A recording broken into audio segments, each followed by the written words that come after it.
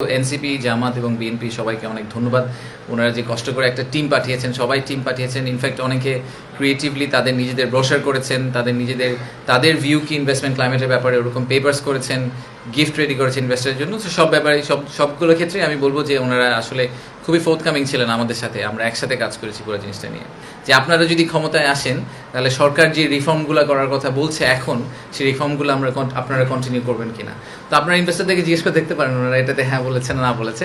But আমার general ধারণা, এবং আমরা এটা আগেও বলেছি, যে ইনভেস্টমেন্ট এবং এমপ্লয়মেন্ট জেনারেশন, জব ক্রিয়েশন, এটা আসলে সবার কমন ম্যান্ডেট। এখানে কোনো পলিটিক্যাল ফ্র্যাকশন থাকার কোনো কারণ নেই। Bangladesh through a different lens, এরকম একটা কনভারসেশন করার চেষ্টা করছি ওনাদের সাথে। তো ডিফারেন্ট লেন্স বলতে আমরা যেটা বুঝাই যে ক্লাসিক ব্যবসায়ী লেন্সের বাইরে। তো ডিফারেন্ট লেন্সে আমরা কাদেরকে নিয়ে আসছি আমি সেটারও একটু প্রিলুড দিই। আমরা Bangladesh to an eye of a photographer বলে একটা সেকশন আছে, সেখানে আমাদের শহীদুল আলম ভাই, ড্রিক গ্যালারির, উনি একটা প্রেজেন্টেশন করবেন যে ফটোগ্রাফারের দৃষ্টি থেকে বাংলাদেশটা কীরকম। এরপরে আমাদের যে আর্কিটেক্ট আছেন মেরিনা তাবাসসুম, উনি একটা ডেলিবারেশন করবেন যে আইজ অফ অ্যান আর্কিটেক্ট বাংলাদেশ আসলে দেখতে কিরকম।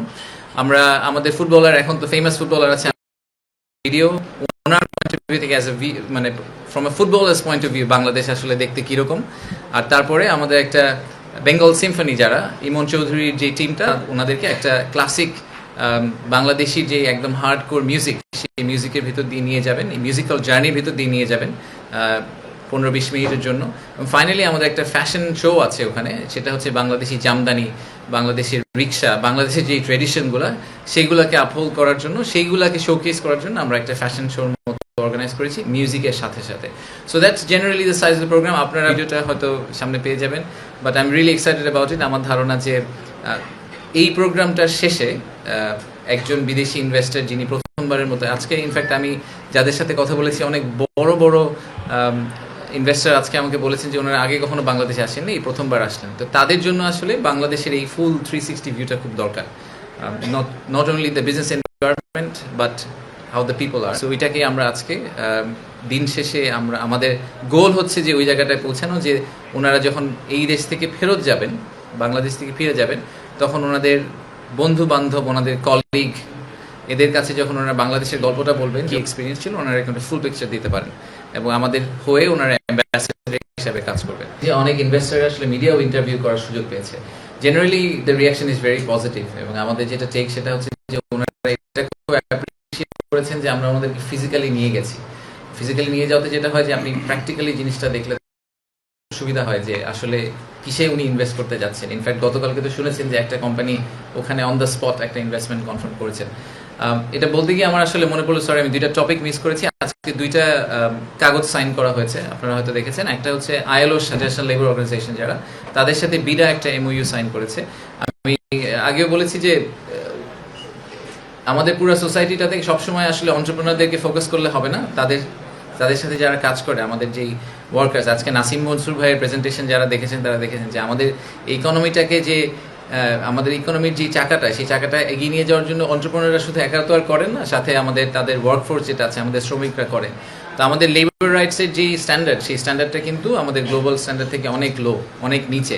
সেটাকে আমাদের একটা জায়গায় নিয়ে যেতে হবে। তো আমরা এখন আইএলওর সাথে এমইউটা সাইন করেছি এইটা কনফার্ম করার জন্য, যে আমরা ভবিষ্যতে এফডিআই অ্যাট্রাক্ট করতে চেষ্টা করব, বাট আমাদের লেবার রাইটসকে কম্প্রোমাইজ না করে। এবং আরেকটা সত্যি কথা হচ্ছে যে পৃথিবী যেদিকে যাচ্ছে, তাদের লেবার রাইটসকে যদি আমরা কম্প্রোমাইজ করতে থাকি, একসময় আসলে বাংলাদেশ থেকে কেউ কোনো প্রোডাক্ট নেবে না। বাংলাদেশের ওই লেবার স্ট্যান্ডার্ডটাকে একটা জায়গায় নিয়ে যাওয়া will become a minimum requirement for a lot of clients. So আমাদেরকে ওইটাকে ম্যানেজ করতেই হবে।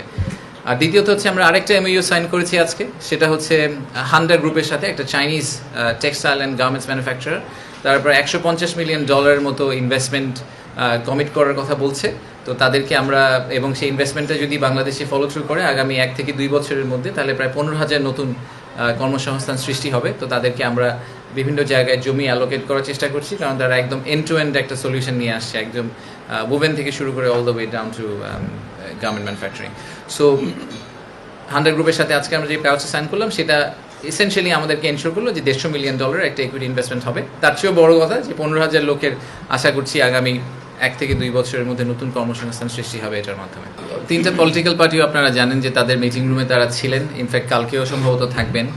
ওনাদের সাথে অনেক ইনভেস্টর মিটিং করতে চেয়েছেন। সো প্রথমত এনসিপি, জামাত এবং বিএনপি সবাইকে অনেক ধন্যবাদ।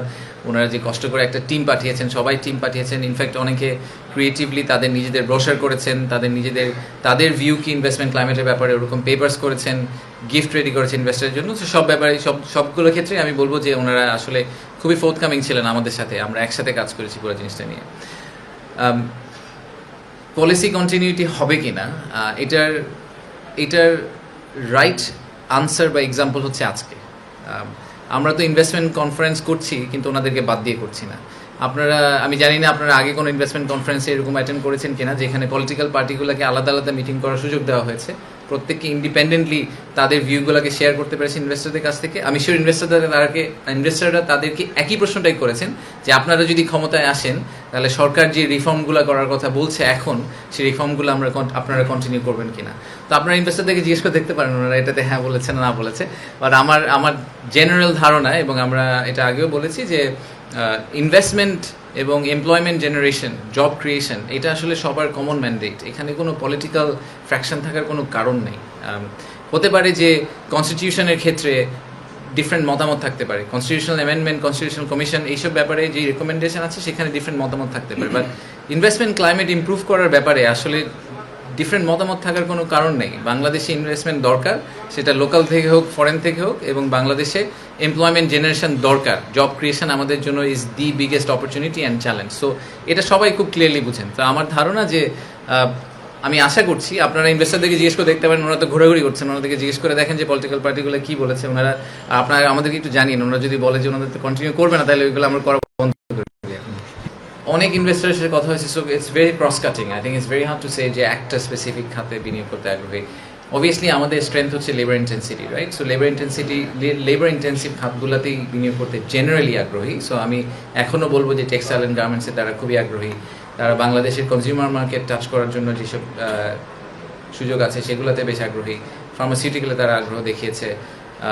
বেশ কিছু একদমই লাইট ইঞ্জিনিয়ারিং টাইপের যেসব জিনিসপত্র, এগুলোতে অনেক আগ্রহ দেখিয়েছে। So it's very hard for me two pin down যে এরকম 2-3টা খাতি খুবই মিক্সড গ্রুপ। আর আমি আগেও বলেছি যে এই ইনভেস্টমেন্ট সামিট ইজ আমাদের প্রথম ইনভেস্টমেন্ট সামিট। এই ইনভেস্টমেন্টের সামিটের মূল উদ্দেশ্য কত টাকার ইনভেস্টমেন্ট আসলো এটা এনশিওর করা না। সেটা হয়তো আমরা ইনভেস্টমেন্ট সামিট 2-তে গিয়ে এই ধরনের একটা গোল নিয়ে নামবো। এই ইনভেস্টমেন্ট সামিটের আমাদের একমাত্র উদ্দেশ্য হচ্ছে যে বাংলাদেশে যে নেগেটিভ ন্যারেটিভটা এতদিন ধরে হয়ে আসছে সেটাকে আসলে পজিটিভে টার্ন করা, এবং যত সম্ভব মানুষকে বাংলাদেশে নিয়ে আসা। আজকে একটু আগে আমি জার্মান টিমের সাথে বসেছিলাম, ওনারা তাদের 80-90% প্রথমবারের মতো বাংলাদেশে এসেছেন। তো ওনারা সবাই বলেছেন যে, আমি জিজ্ঞেস করছিলাম যে আমাদের আর কি করা উচিত, মানে আমাদের জার্মান ইনভেস্টমেন্ট বাংলাদেশে আনার জন্য আর কি করতে হবে। ওনারা বলেছেন যে আরও বেশি জার্মানদেরকে বাংলাদেশে আনতে হবে। That is the only thing we need to get ডান।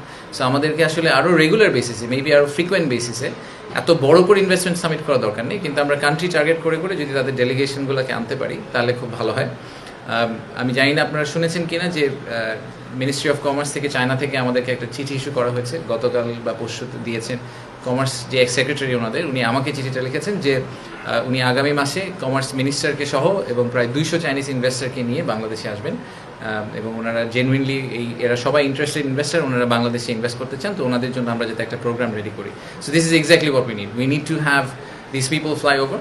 তাদেরকে আমরা যদি এরকম ফুল 360 একটা এক্সপিরিয়েন্স দিতে পারি, তাহলে তারা ফেরত গিয়ে হয়তো এই ডিসিশনগুলো নিতে পারবেন যে বাংলাদেশে কীভাবে ইনভেস্ট করা যাবে। প্রতিরক্ষা শিল্পে বিনিয়োগের জন্য আমাদের পরিকল্পনা আছে। আমরা ইন প্রিন্সিপাল মনে করি যে টেকনোলজিক্যাল অ্যাডভান্সমেন্টের জন্য আসলে মিলিটারি সাইডেও কিছু ধরনের অ্যাডভান্সমেন্ট করা দরকার, এবং আমাদের যেই অর্ডিন্যান্স ফ্যাক্টরি আছে তাদের কিন্তু কিছু ইন্ডিজিনাস অলরেডি স্কিল সেটও আছে।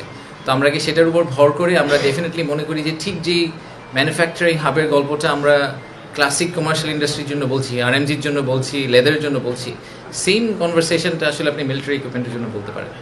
অ্যান্ড আমাদেরকে ট্যাঙ্ক বানাতে হবে না, আমাদেরকে স্পেসশিপ বানানোর দরকার নেই, আমাদের ফাইটার জেট বানানোর দরকার নেই, but maybe we start from much smallest things, advance radio, ট্যাঙ্কের অ্যাক্সেল, একদম বেসিক জিনিসপত্র। বাট এগুলোরও কিন্তু huge demand, small bullets, small arms, অনেক কিছু হতে পারে।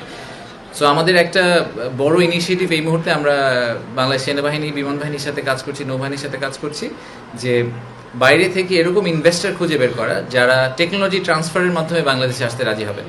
ওনারা বাংলাদেশে আসবেন ঠিক সেম মডেলে, আমরা ওনাদের কাছ থেকে কেনার কমিটমেন্টটা করব, বাট এর পাশাপাশি ওনাদেরকে এক্সপোর্ট করার আমরা সুযোগ দিব। সো ওনারা রিজনালি ওনাদের প্রোডাক্ট এক্সপোর্ট করতে পারবেন, এবং আমরা ওনাদেরকে ঠিক ইকোনমিক জোনের মতো একটা মিলিটারি ইকোনমিক জোনের কনসেপ্টে হয়তো কিছু একটা অফার করার চেষ্টা করবো। বাট এইটা ইটস এ লং জার্নি। একটা আপনি মিলিটারি ইকোনমিক জোন করতে গেলে সেখানে পলিসি ইন্টারভেনশন লাগবে, সিকিউরিটি পলিসি বলেন, ডিজিটাল ডেটা পলিসি বলেন, আইপি রাইটস বলেন, অনেক কিছু, অনেক অনেক বড় বড় ইস্যু আছে, সেগুলোকে সলভ করে আমাদের ওখানে যেতে হবে। তো সেটা নিয়ে কাজ শুরু হয়েছে, হয়তো একটু সময় লাগবে, but definitely something that we would like to follow up on. Thank you very much.